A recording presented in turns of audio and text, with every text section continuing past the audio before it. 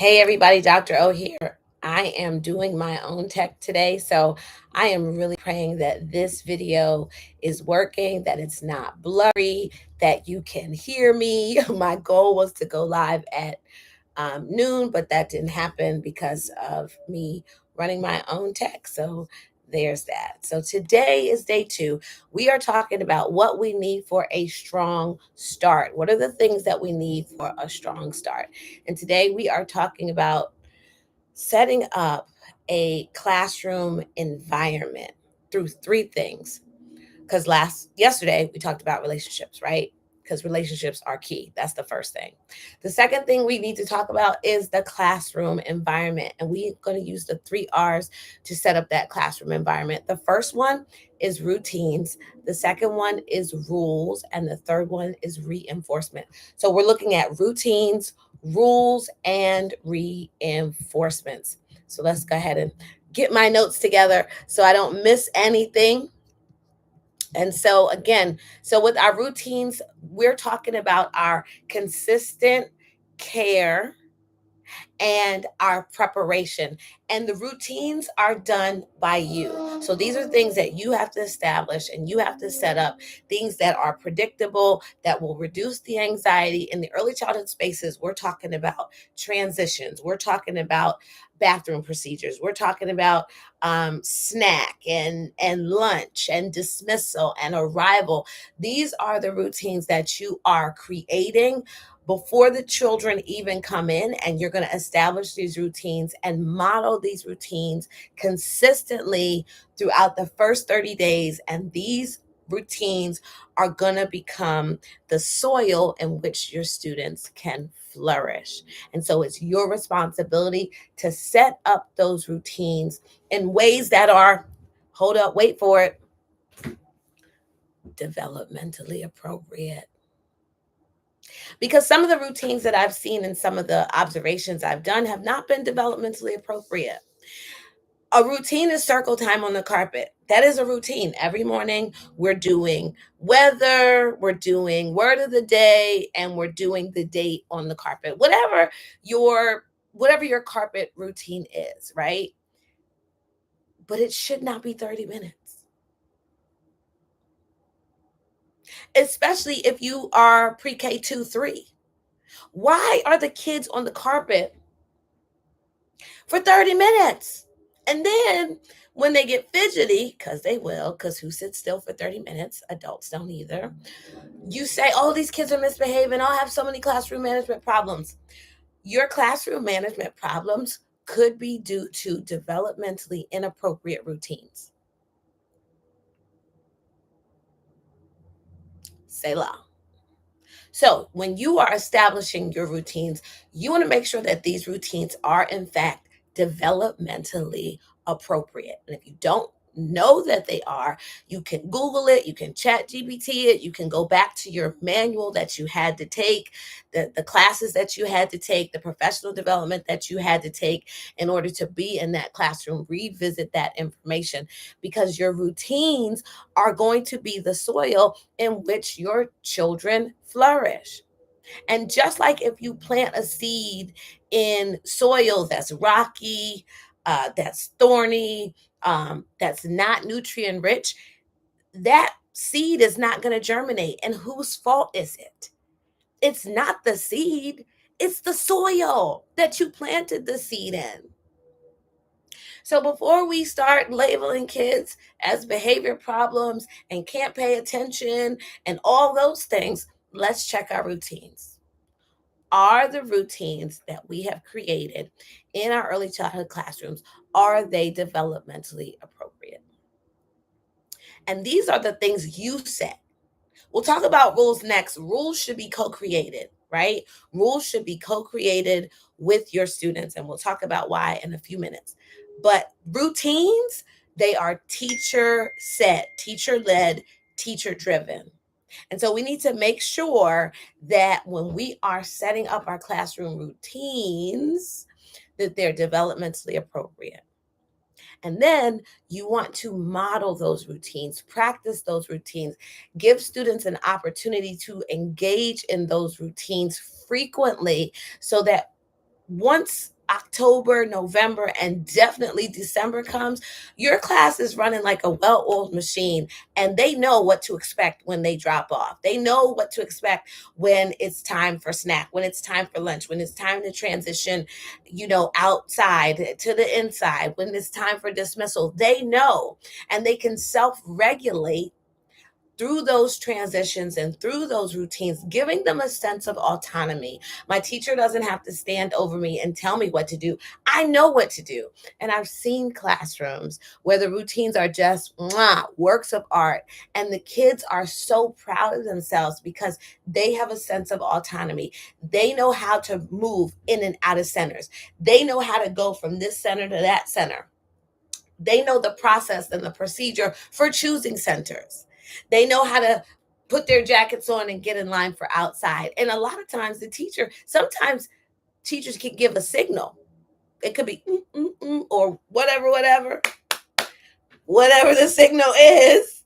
The teachers do that and the kids jump right into that routine.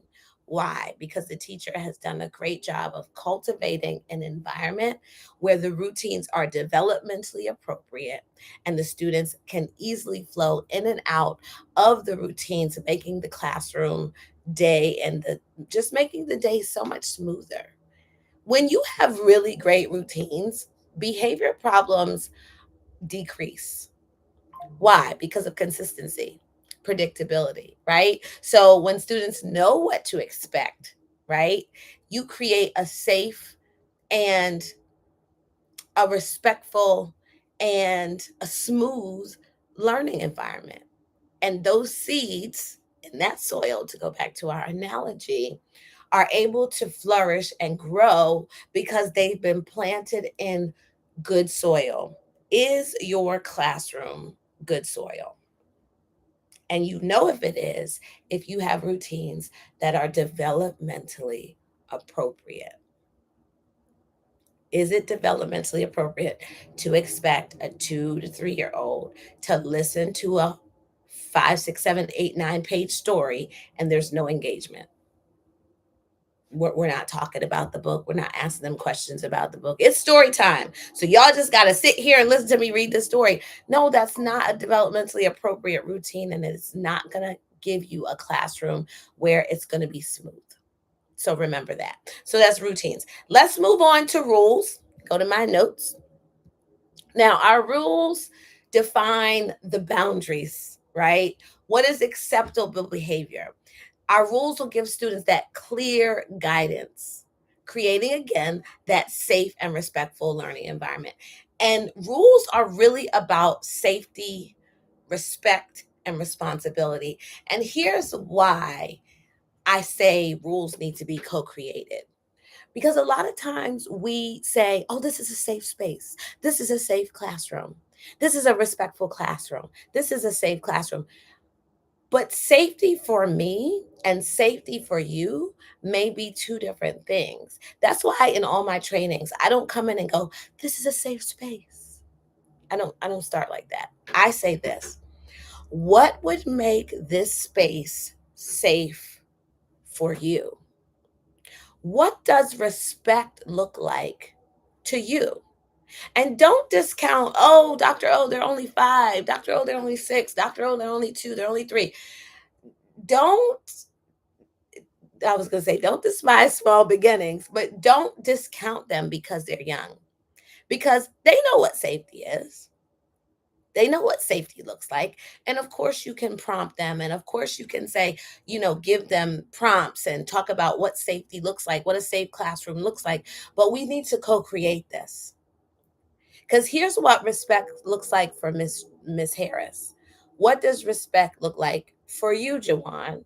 What does respect look like for you, Kim? What do you think a safe space would look like? And then when you create those rules are always stated in the positive, not what you can't do, what you will do, because the brain only functions in cans. It does not function in can'ts. Because if I tell you don't touch the cookie, what's the only thing you thinking about right now? Touching that daggone cookie. Because the brain operates in the positive. So you want to make sure your rules are crafted in such a way that they are positive. And you don't want a ton. I don't care if you are teaching third grade. You still don't want a ton. I say 3 rules to keep the classroom safe and respectful. 3 rules that we all agree on that will make this a safe and respectful environment for everyone. And we talk about those rules and we make posters about those rules and we hang those rules up in the classroom. And those rules are, let's go back to our gardening analogy. Let's go back to our gardening analogy. So if the soil is the routines and that's created by the teacher, the rules are like the trellises or the garden stakes, so that when the plant starts to grow, they're the guardrails that the plant can lean on when the plant might be going errant, right? Or that's predictable that I can lean on this. It can show me basically how it helps the plant to grow straight, right? To grow tall, to grow in the right direction, to go in the right direction. And that's what rules help our students to do also, right? And those rules, you don't need a lot of them. The younger the students, the less you need. They need to be stated in the positive, right? Um, and they need to be co-created. And those rules will then create this environment that is safe, that is respectful, and that will give students an opportunity to be responsible. And then you don't have to police students, they will police themselves because they have agreed to these rules. They have co created these rules with you. So they feel ownership. I was one of the people that said, this is how we talk in the classroom.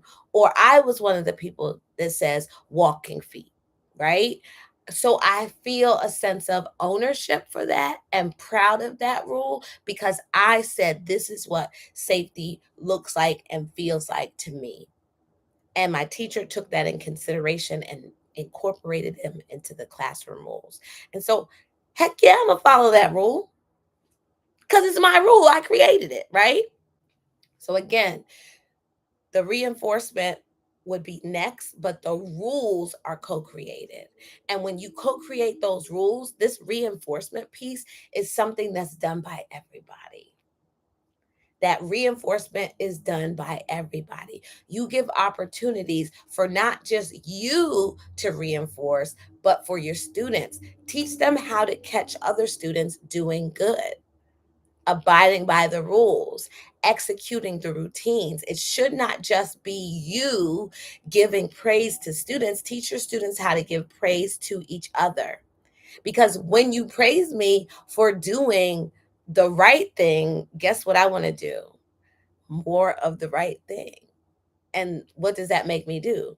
Take ownership of how I'm behaving in the classroom. Listen, when you set up your classroom environment in tandem with building relationship, classroom discipline issues dwindle. And I'm not saying you won't have incidents, but you will view those incidents very differently. Because now you're not looking at, oh my gosh, these unruly students. And oh my gosh, these kids are engaging in these developmentally inappropriate things. And I'm, getting upset for kids being kids. But you may have incidents, but those incidents will be minimal. Because if a child spills milk and they're 3 or 4, you don't get all frustrated because it's developmentally appropriate for a child to spill some milk. And then you teach them how to do it the right way. And then you give them another opportunity, right? If a child throws a toy, another child can say, hey, we don't throw toys in the classroom. Here's what we do. Or I really like the way you did this, or I really like the way you did that. You need to establish a classroom environment so that classroom management becomes easier. I'm not saying it's going to be perfect. You will have incidents because we are all operating with humans. We're not operating with machines who just are robots, aren't going to do what you say. And if that is your expectation, you need to change your expectation. Just saying. 2-year-old's going to be 2. 6-year-old's going to be 6. Second grader is going to be a second grader. Stop expecting them to act like many adults. They're not. I digress. Rules, which you create, that's the soil. I'm sorry, routines. Sorry, routines. That's what you create. That's the soil. Rules, that's what you co create to create a safe and respectful environment. And then the reinforcement. Everyone takes responsibility for how everyone operates in this classroom, including teachers. So if one of your rules is we're going to keep it at a whisper when we are doing nap time, then when another teacher comes in your room to talk, you need to whisper with that teacher. You can't be up here with it because we talking. Now you're not abiding by the rules that you co-created, and students see that. And they see your hypocritical behavior and they're like, well, if the teacher going to be a hypocrite about it, then so am I. Model, model, model. Model the behavior that you want to see. Why? Because children mirror. Children mirror. Okay? So that's that. Day 3 tomorrow. What are we talking? I gotta get back to my notes, y'all. What are we talking about tomorrow? Oh, tomorrow's gonna be a good one. Tomorrow's gonna be a good one because this one is under attack. Social emotional resilience. SEL skills are foundational in creating this strong start, creating this compassionate classroom where students are thriving. And we cannot leave it out. I think many people would agree relationships, absolutely. Classroom environment through rules, routines, and reinforcement, absolutely. But they're like, why social emotional? Why the soft skill of social emotional? Because if you don't teach the SEL skills from the start, it's going to be very difficult for you to flow um, in a healthy relationship, because teaching is nothing more than a series of interactions. And how my students interact with me has a lot to do with their emotional intelligence and their social emotional awareness. Like, what am I going to do if I start crashing out and I'm 5? Oh, I can teach you what to do when you start crashing out instead of expecting students not to crash out. You crash out. I almost crashed out before I got on this video because I couldn't get my tech stuff together. These executive functioning skills are things that need to be taught through the lens of social emotional resilience. That's what we're talking about tomorrow. Thank you for joining me. Listen, if you're like, Dr. O, these videos are great. Love them, love you, love the videos, but I need a little bit more. I need you to come into my classroom. I need you to come do some professional development for my school. You know I'm here for you. You know my team is here for you also. Don't really have any more slots for one-on-one coaching right now. I'm completely full, but hopefully some slots will open up in October because I love talking to you all, to my teachers, especially my teachers that are pre-K 2, 3, 4, and kindergarten for sure. I enjoy doing that. So, you know how to reach me. Dr. O at stemearly.com or stemearly.org. Reach out to me. I'd love to come and help. My team would love to come and help. We have a pretty deep team of some really amazing experts that are just here to help you create classrooms that thrive, right? To increase your confidence and your compassion, because those are the 2 things that you need to create a classroom that thrives. So let's do that from the start. Let's start strong by creating those relationships, by creating that classroom environment. And tomorrow, let's hit the ground running and talk about social emotional resilience. All right, y'all. I hope this worked. I'm a one-man band right now until I get me a tech crew. If you're looking for someone to help, I'm here. I need help. I need help. I need help. That would be great. You can reach out to me if you have expertise in um, podcasting, YouTubing, um, techie stuff. This is me reaching out for help. All right, y'all. I will see y'all tomorrow. Bye.